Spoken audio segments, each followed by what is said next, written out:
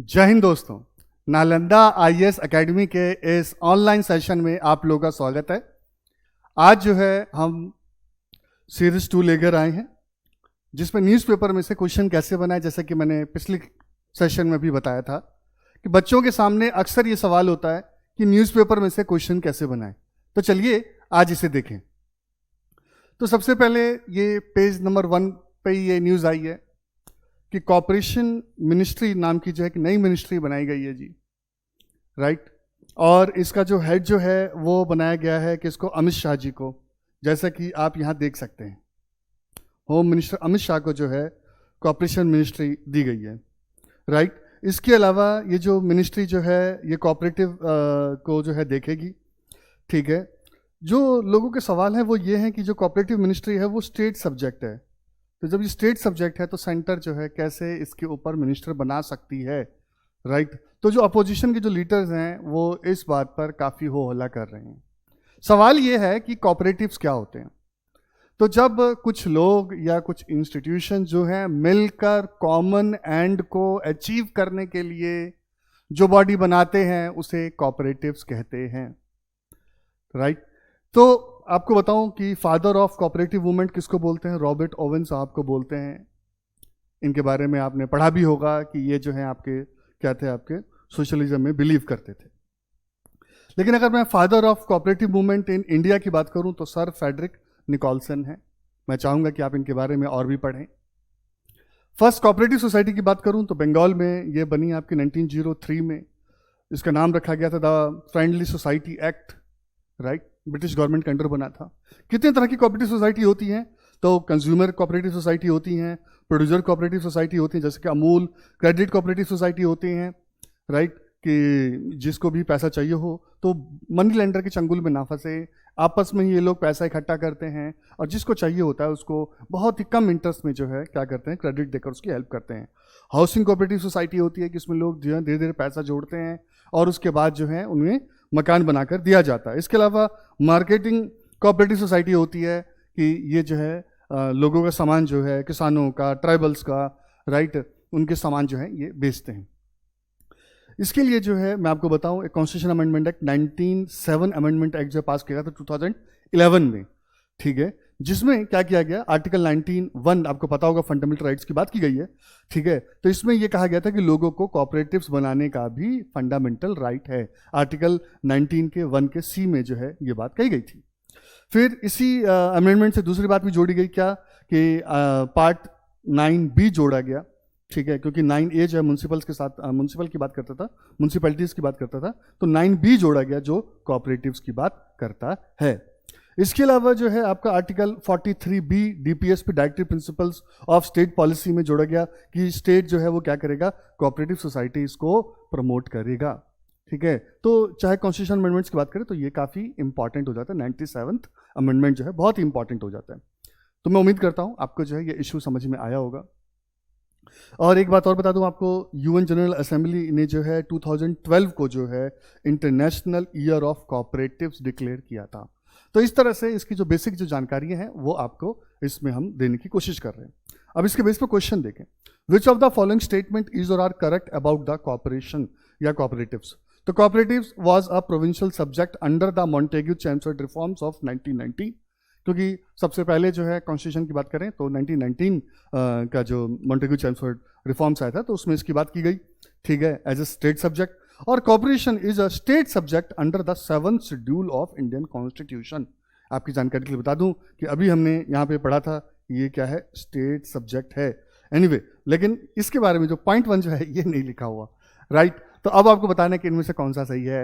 Only 1 सही है तो ए सही होगा, ओनली 2 सही है तो बी सही होगा, बी ऑप्शन होगा, और बोथ मतलब कि दोनों स्टेटमेंट सही है तो आंसर सी होगा, और अगर दोनों ही गलत हैं तो आंसर डी होगा।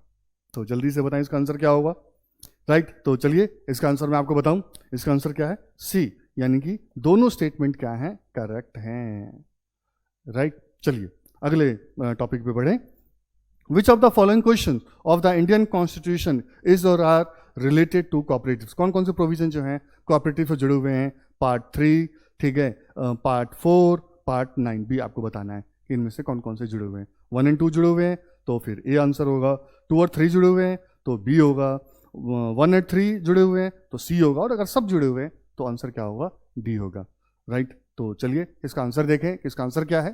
तो इसका आंसर जो है वो अगेन डी है। ठीक है, पार्ट 3 आपको पता ही है, फंडामेंटल राइट्स की बात करता है। पार्ट 4 आपको पता है, डीपीएसपी की बात करता है। और पार्ट 9 जो है वो आपको पता है, म्यूनसिपैलिटीज़ की बात करता है। और साथ ही में जो है वो किसको जोड़ देता है, कोऑपरेटिव्स को जोड़ देता है, और उसके लिए जो है बी जोड़ा गया है। ठीक है, तो यानी कि ये तीनों जो हैं जोड़े गए हैं कॉन्स्टिट्यूशन से, तीनों पार्ट बिल्कुल सही है। चलिए फिर एक अगली न्यूज़ आई है, ये भी आपके फ्रंट पेज पर ही है कि किससे जुड़ा हुआ है ये जुड़ा हुआ है आपका डीलिमिटेशन कमीशन से जुड़ा हुआ है, जो कि J&K में डीलिमिटेशन करने वाली है। ठीक है, ECI बता रही है। अब जरा यहाँ देखें तो आपको बताऊं कि ये जो डीलिमिटेशन क्या होता है, सबसे पहले इसको जरा समझते हैं, फिर मैं आगे की बात बताऊं आपको। तो क्या होता है कि आपको पता है कि डेमोक्रेसी, इंडिया में डेमोक्रेसी है, राइट, पार्लियामेंट्री सिस्टम है। तो उसमें क्या होता है, हर 5 साल पे जो इलेक्शन होता है, चाहे सेंटर में या स्टेट में, हर जगह जो है आपका इन दोनों लेवल पे जो है इलेक्शन होता है। अब इसके लिए क्या होता है कि एक जो है टेरिटरी जो है डिसाइड की जाती है, उस टेरिटरी को हम क्या बोलते हैं, कॉन्स्टिट्यूंसी बोलते हैं। तो पूरे देश को जो है अलग अलग पार्ट्स में डिवाइड किया जाता है। तो उन टेरिटरीज को, उन यूनिट्स को हम क्या बोलते हैं, क्या बोलते हैं, कॉन्स्टिट्यूंसी बोलते हैं, यानी कि निर्वाचन क्षेत्र बोलते हैं। राइट, और ये काम कौन करता है, आपका डीलिमिटेशन कमीशन जो है ये डिसाइड करता है कि कितने होंगे, कहाँ होंगे, ये सारी चीज़ें ये डिसाइड करता है। ठीक है जी, तो ये किसके बेस पे कर रहा है, आपका 2011 का जो सेंसस हमारा जो हुआ है, क्योंकि 21 में तो हुआ ही नहीं, कोविड के चक्कर में जो है। राइट, तो 2011 के सेंसस के बेस पर डीलिमिटेशन कमीशन जो है अपनी सारी काम करेगा। और चीफ इलेक्शन कमीशन कौन है, सुशील चंद्रा, ये भी नाम ध्यान रखना है आपने। ठीक है, और फर्स्ट टाइम जो है SC ST के लिए भी जो है सीटें रिजर्व होंगी। वैसे ऑल ओवर इंडिया में बाकी स्टेट्स में जो है SC ST के लिए सीटें रिजर्व होती थी, लेकिन आर्टिकल 370 की वजह से जो है जम्मू कश्मीर में जो है ऐसा नहीं हो पाता था, लेकिन अब ऐसा होगा। ठीक है, और एसटीज, और अगर मैं बात करूं कि जम्मू कश्मीर के ट्राइब्स की बात करूं तो वहां पर जो है गुज्जर्स, बकरवाल, ये बड़े फेमस हैं, आई होप आपको पता भी होगा। ठीक है, चलिए तो जरा इससे रिलेटेड चीज़ों को देखें। तो कौन सा आर्टिकल जो है डीलिमिटेशन की बात करता है, वो आर्टिकल 82 है, ये ध्यान रखना है आपने, जो कहता है कि भाई पार्लियामेंट जो है हर सेंसस के बाद जो है क्या करेगी, एक डीलिमिटेशन कमीशन बनाएगी। ठीक है, क्योंकि सेंसस के बाद क्या होता है कि पॉपुलेशन का जो डिस्ट्रीब्यूशन जो होता है वो चेंज हो जाता है। नहीं, किसी एरिया में जो है लोग ज़्यादा आ जाते हैं, किसी एरिया में लोग कम हो जाते हैं, जैसे गांव वगैरह में कम हो जाते हैं क्योंकि वो शहर जो है वो क्या कर जाते हैं, माइग्रेट कर जाते हैं। तो इस तरह से जो है, तो क्या होता है कि जैसे जैसे उनके पॉपुलेशन का डेमोग्राफी चेंज होता है, तो इसीलिए जो है कॉन्स्टिट्यूंसी को जो है चेंज करना पड़ता है। तो वो डीलिमिटेशन कमीशन ये काम करती है। अच्छा, आर्टिकल 170 जो है ये स्टेट्स के लिए बताता है, तो 82 जो है ये किसके लिए बताता है, ये मतलब नेशनल लेवल पे बताता है, और 170 जो आपका स्टेट लेवल पे बताता है कि हर सेंसस के बाद ये करवाना है।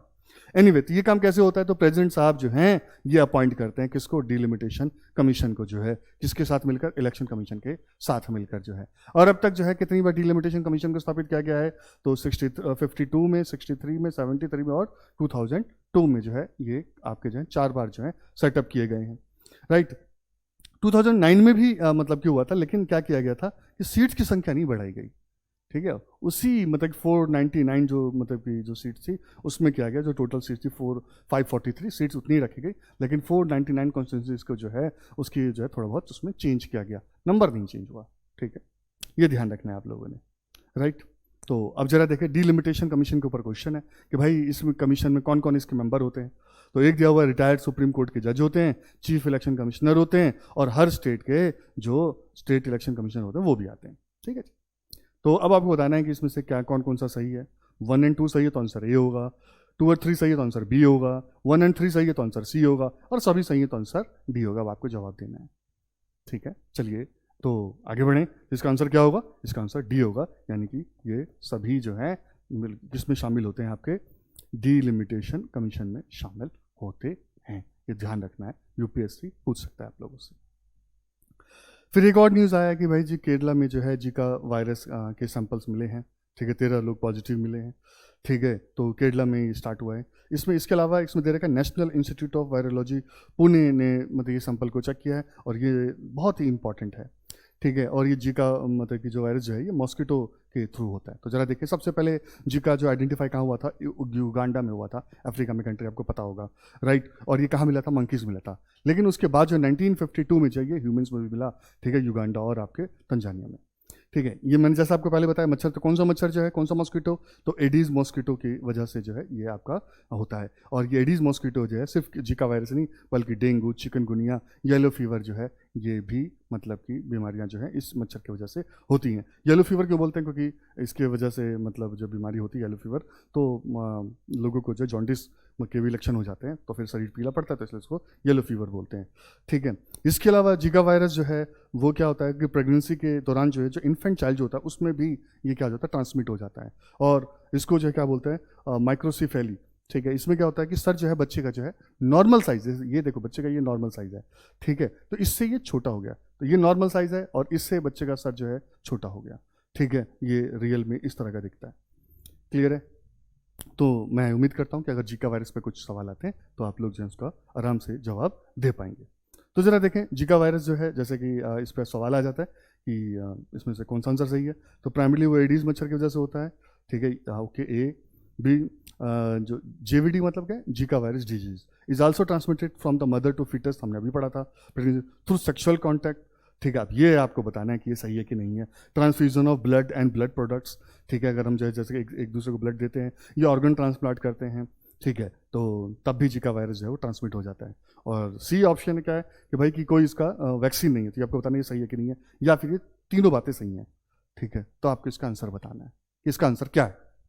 तो इसका आंसर डी है, यानी अगेन इसकी जो है तीनों बातें क्या हैं, सही हैं, कि इसका कोई वैक्सीन नहीं है और ये इन सारे वजह से जो है क्या होता है, ट्रांसमिट होता है। तो इस बात का ध्यान रखना है, सिर्फ मच्छर के काटने की वजह से नहीं होता, मच्छर के साथ साथ जो है ये इन वजहों से भी होता है। अब एक और इकोनॉमी सेक्शन से न्यूज़ आया है, वो क्या है जरा देखें, क्योंकि आपके लिए बहुत इंपॉर्टेंट है। बच्चे अक्सर ये सवाल पूछते हैं कि सर न्यूज़ में कौन सी चीज़ों पे फोकस करें, तो मैं आपको ये अलग अलग पोर्शन पे आपको दिखा रहा हूँ कि अभी खरीफ की बात की गई, तो आपको पता होना चाहिए खरीफ जो है मतलब कि दो तरह के जो है क्रॉप्स होते हैं। ठीक है, पहला जो है आपका जो है रबी क्रॉप्स होता है, ठीक है, राइट, जिसका एग्जाम्पल क्या है, वीट। ठीक है, दूसरा क्या होता है, वो खरीफ होता है जिसकी बात ये कर रहा है। ठीक है, इसका एग्जाम्पल क्या होता है, इसका एग्जाम्पल होता है आपका राइस या पैडी। ठीक है, तो इस तरह की जो है आपकी फसलें हैं। तो अब ये आप क्या करें, इसकी पूरी लिस्ट तैयार कर लें कि कौन कौन सी फसल जो है वो खरीफ में आती है, कौन सी क्रॉप जो है रबी में आती है, कौन सा सीजन होता है, तो दोनों में डिफरेंस क्या है ये आप अच्छे से तैयार कर लें। यूपीएससी कभी भी पूछ सकता है, पहले यूपीएससी का फेवरेट क्वेश्चन हुआ करता था। दूसरी बात इसमें की गई है कि आत्मनिर्भर भारत योजना की बात की गई है, तो हमें इसके ऊपर थोड़ा सा ध्यान देना चाहिए। और तीसरी बात जो है इसमें की गई है सीपीआई इन्फ्लेशन, ठीक है, कंज्यूमर प्राइस इंडेक्स। ठीक है, दो तरह से इन्फ्लेशन हम नापते हैं, एक होलसेल प्राइस इंडेक्स के नापते हैं और दूसरा कंज्यूमर प्राइस इंडेक्स के रूप में नापते हैं। ठीक है, तो जब कंज्यूमर प्राइस इंडेक्स यानी कि एक कंज्यूमर, एक जो है जो पर्सन जो है उसको किस रेट पे सामान मिल रहा है। ठीक है, दूसरा होलसेल क्या होता है कि होलसेल पर जो है जो मेन जो उसकी मार्केट है वहाँ पर किस प्राइस पे सामान जो है वो बिक रहा है। ठीक है, तो ये दो तरीके हैं, पहले हम होलसेल पे नापते थे, अब जो है कंज्यूमर प्राइस इंडेक्स पे, क्योंकि ये रियल है कि कस्टमर को जो है किस रेट पे सामान मिल रहा है, ये बहुत इंपॉर्टेंट है। तो जरा देखिए, आत्मनिर्भर भारत योजना के 5 पिलर्स हैं, जैसे पहला है इकोनॉमी, दूसरा है इंफ्रास्ट्रक्चर, तीसरा है सिस्टम, चौथा है डेमोग्राफी, पांचवा क्या है, डिमांड। ठीक है, इसमें 20 लाख करोड़ की बात की गई है जो कि जीडीपी का 10% है। इसमें लैंड, लेबर, लिक्विडिटी, ठीक है, और लॉज की बात की गई है, और साथ ही साथ जो है इसमें लेबर्स की, मिडिल क्लास की, जो है कॉटेज इंडस्ट्री की, एमएसएमई की, इन सब की बात की गई है। ठीक है, तो ये जो बातें हैं इसी में जो है की गई है, जिसका नाम क्या, आत्मनिर्भर, ठीक है, भारत योजना। ये आपका इकोनॉमिक स्टिमुलस पैकेज के रूप में दिया गया, क्योंकि जब से कोविड-19 आया हमारी इकोनॉमी को बहुत बड़ा साइडबैक लगा है, तो उसको ठीक करने के लिए जो है ये आपका अभियान स्टार्ट किया गया है और ये 2 लेवल पे काम कर रहा है। ठीक है, इंटरम मेजर्स क्या है कि ये जो है मार्केट में जल्दी जल्दी लिक्विडिटी को डाले, ताकि लोगों के हाथ में पैसा आए और वो जो है उस पैसों से जो है मार्केट में डिमांड को क्रिएट करें। लॉन्ग टर्म इफेक्ट क्या है इसका कि क्रिटिकल सेक्टर्स जो हैं, ठीक है, उसमें जो है कॉम्पिटिशन क्रिएट हो, उनके पास जो डिमांड आए ताकि वो काम कर सके, तो ये इसका मेन काम है। ठीक है, बाकी बातें मैं आपको बता ही चुका हूं। तो अब इसके बेस पर क्वेश्चन है, which of the following are the pillars of self reliant India movement, यानी कि आत्मनिर्भर भारत अभियान जो है उसमें से कौन कौन से पिलर हैं। तो economy first, infrastructure second, system third, demographic 4, demand 5। आपको बताना इन पांचों में से जो है कौन कौन से जो है सेल्फ रेलिएंट इंडिया यानी कि आत्मनिर्भर भारत अभियान के जो है पिलर हैं। तो आपको बताना है, अगर 1 2 3 है यानी कि ऊपर के टॉप 3 है तो ए होगा, 2 3 4 यानी 1 नहीं है 2 3 4 है तो आंसर क्या होगा? बी होगा। 1 2 5 यानी कि सिस्टम नहीं है, ठीक है, डेमोग्राफी नहीं है तो आंसर क्या होगा? सी होगा। और सारे हैं तो आंसर क्या होगा? डी होगा। तो देखिए इसका आंसर क्या है? इसका डी है, राइट। अब एक और आपका जो है न्यूज़ आया वो ये है कि यूनिफॉर्म सिविल कोड की बात की जा रही है, ठीक है, कि भाई यूनिफॉर्म सिविल कोड क्या है? आपको पता है कि इंडिया में हिंदू भी रहते हैं, मुस्लिम भी रहते हैं, ठीक है, सिख भी रहते हैं, क्रिश्चियन भी रहते हैं, बुद्धिस्ट भी रहते हैं, जैन भी रहते हैं, तो बड़े सारे धर्म के लोग रहते हैं। तो इन सभी धर्म के लोगों के लिए जो है एक ही कोड यानी लॉ बनाया जाए। तो मैं आपको बता दूं कि कोड जो है ये 2 तरह के बेसिकली होते हैं। एक होता है आपका क्रिमिनल कोड और एक होता है आपका सिविल कोड, ठीक है। जो क्रिमिनल कोड जो होता है वो क्या, जैसे किसी ने चोरी कर दी, राइट, तो उसको जो है सजा मिलती है, ठीक है ना, ठीक है। तो इंडिया में क्रिमिनल कोड जो है वो यूनिफॉर्म है। कोई किसी भी धर्म का व्यक्ति कोई भी क्राइम करेगा तो उसको सजा कॉमन मिलेगी। मुस्लिम अगर चोरी करता है तो उसको भी सजा मिलेगी, हिंदू चोरी करता है उसको भी उतनी सजा मिलेगी, सिख चोरी करता है तो उसको भी इतनी सजा मिलेगी, ठीक है। तो यहाँ तो कोई दिक्कत नहीं है, ठीक है, यहाँ पर लोगों को उनके धर्म के हिसाब से सजा नहीं दी जाती। लेकिन एक होता है सिविल कोड। तो सिविल कोड में कौन से मामले आते हैं? इसमें आते हैं जैसे कि मैरिज जो है, ठीक है, डिवोर्स जो है, राइट, और क्या आते हैं? एडॉप्शन जो है। इस तरह के जो हमारे जो मतलब फैमिली वाले इश्यूज जो होते हैं, ठीक है, ये सिविल कोड में आते हैं। अब क्या यहाँ पर पेच आ जाता है वो ये है कि हर धर्म में जो है मैरिज के अलग हुए हैं। जैसे हिंदू मतलब कि धर्म में भी पहले ऐसा था कि आप कितनी शादी कर सकते हो, मुस्लिम में क्या कि आप मैक्सिमम 4 कर सकते हो, राइट, 4 शादियों का रूल है। लेकिन एक आया आपका हिंदू कोड बिल जिसने सभी हिंदुओं के लिए जो है ये एक एसेंशियल कर दिया कि भाई आप एक ही शादी कर सकते हो, ठीक है। हाँ, दूसरी शादी कब करोगे? जब आप डिवोर्स दे दोगे तब जाके आप दूसरी शादी दूसरे से कर सकते हो, लेकिन एक टाइम पर आपकी एक ही शादी हो सकती है, राइट। तो इस तरह क्या है कि हर धर्म के जो है अलग अलग लॉ हैं, राइट। तो ये डिमांड आ रही है कि हम क्या करें, जैसे क्रिमिनल कोड जो है जो यूनिफॉर्म है, ऐसे ही जो है हम सिविल कोड भी जो है यूनिफॉर्म कर दें, ठीक है। जब इंडिया आज़ाद हुआ था तब इसकी बात हुई, लेकिन हमने क्या पाया वो ये कि अभी जो है सब में ट्रस्ट नहीं था, ठीक है, एक दूसरे को लेकर जो है, तो हमें लगा कि एक एक करके ये काम करें। इसीलिए यूनिफॉर्म सिविल कोड को जो है किस में डाल दिया गया? आर्टिकल 14 में डाल दिया गया। और आपको पता है आर्टिकल 14 जो है वो किस में आता है? डीपीएसपी, ठीक है, डायरेक्टिव, ठीक है, प्रिंसिपल ऑफ स्टेट पॉलिसी में आता है। और जो चीज़ डीपीएसपी में आ जाती है तो इसका मतलब ये कि स्टेट को ये मतलब कि कहा गया है कि आप आने वाले टाइम में इसके ऊपर लॉ बनाएं जब आपको टाइम ठीक लगे, राइट। तो डीपीएसपी में जैसे कि राइट टू एजुकेशन जब देश आज़ाद हुआ था तब हमने नहीं दिया था, राइट, वो डीपीएसपी में था, लेकिन अब उसको फंडामेंटल राइट्स बना दिया हमने, ठीक है। तो इस तरह से कई ऐसी चीज़ें हैं जो डीपीएसपी में थी उसको हमने फंडामेंटल राइट्स बना दिया, ठीक है। क्यों? क्योंकि पहले हमारे पास जो है इतने जो रिसोर्सेज नहीं थे कि हम जो है सबको जो है एजुकेशन के लिए जो है मतलब कि क्या कर सकें, राइट दे सकें। लेकिन अब जब इंडिया की इकोनॉमी धीरे धीरे बढ़ रही है तो हमने सबको ये राइट दे दिया। तो इसी तरह से माना जा रहा है कि अब इंडिया को जो है 70 साल से मतलब कि ऊपर हो गए, आज़ाद हुए, ठीक है। तो अब जो है हम क्या करें, यूनिफॉर्म सिविल कोड की तरफ बढ़ें। लेकिन ये सवाल जितना ईजी लगता है उतना ही मुश्किल है। जैसे एग्जाम्पल के लिए जो है जरा देखें वो क्या है कि हिंदू के मतलब कि नॉर्थ इंडिया की मैं अगर बात करूं तो वहाँ पर कजन्स में शादी अलाउड नहीं है। साउथ इंडिया में अगर मैं बात करूं, ठीक है, हिंदुओं की बात करूं तो वहाँ पर क्या है कि फर्स्ट कजन से नहीं है बट सेकंड कजन से जो है क्या होता है, शादी अलाउड होती है, राइट। और अगर मैं मुस्लिम्स की बात करूं तो वहाँ पे कजन्स की में से जो है शादी अलाउड होती है, ठीक है। तो ये बड़ी कमाल की बात है, ठीक है। तो अलग अलग जगह पर अलग अलग रूल है। अब नॉर्थ इंडिया की बात करते हैं, यहाँ पर जो है कोई लड़की अपनी मामा से शादी नहीं कर सकती। साउथ इंडिया में चाहे मुझे सुनने में आए कि जो है वहाँ पर मामा से शादी करना अच्छा माना जाता है। तो इंडिया एक डाइवर्स कंट्री है, तो डाइवर्स कंट्री के वो जो है आप एक डंडे से हाँके, ठीक है, ये बड़ा बहुत ही कॉम्प्लेक्स काम है, राइट। तो इसको थोड़ा सा मतलब हमें क्या करना पड़ेगा, कंसेंसस डेवलप करनी पड़ेगी। जहाँ तक मुझे समझ में आता है वो ये है कि हम सब कुछ मतलब यूनिफॉर्म करने के बदले जो है हमें सबसे पहले धीरे धीरे बढ़ना चाहिए मिनिमम चीज़ों के ऊपर। जैसे कि भाई शादी आप किससे करोगे, आप अपने धर्म के हिसाब से करो, लेकिन शादी आप एक ही करोगे, ठीक है। तो कम से कम क्या हो सकता है कि चलो हम इस चीज़ के ऊपर हम एक राय लेते हैं। तो इस तरीके से अगर हम काम करें तो शायद आसानी होगी। समझे नहीं समझे? इसी के ऊपर एक मुझे जो है शाहबानू केस का रेफरेंस याद आता है। 1985 में ये केस आया था आपका, राइट। एक मैडम थी शाहबानू, उनके हस्बैंड ने उनको क्या कर दिया, डिवोर्स दे दिया।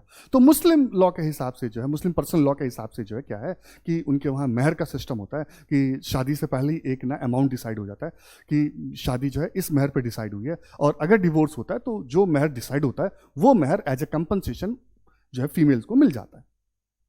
तो शाहबानो केस में क्या हुआ कि शाहबानो के हस्बैंड ने जो उनको डिवोर्स दिया और उन्होंने उनको महर दे दिया, राइट। अब महर, अब उनकी काफ़ी उम्र थी जब डिसाइड हुआ था, तब का जो इन्फ्लेशन था, और जब डिवोर्स दिया तब इन्फ्लेशन काफ़ी बढ़ गया था, तो उस महर का कोई मतलब वैल्यू नहीं बचती, ठीक है। तो उन्होंने कहा कि एक इंडिया की हिंदू लेडी को जो है, ठीक है, सपोर्ट मिलता है लॉ का, राइट। तो मैं मतलब कि बेशक मुस्लिम हूँ, लेकिन हूँ तो मैं भी इंडियन, ठीक है। जितनी तकलीफ एक हिंदू वुमेन को होती है उतनी तकलीफ मुझे भी है, वो परेशानी मुझे भी है, तो क्यों ना मुझे जो है हिंदू वुमेन की तरह इक्वली ट्रीट किया जाए। सुनने में बिल्कुल बात सही लगती है। ये मामला हाई कोर्ट में गया, हाई कोर्ट ने जो है बिल्कुल शाहबानो के फेवर में फैसला दे दिया कि भाई जो उसके हस्बैंड जो है, एक्स हस्बैंड जो है, उनको क्या देना पड़ेगा, कंपनसेशन देना पड़ेगा।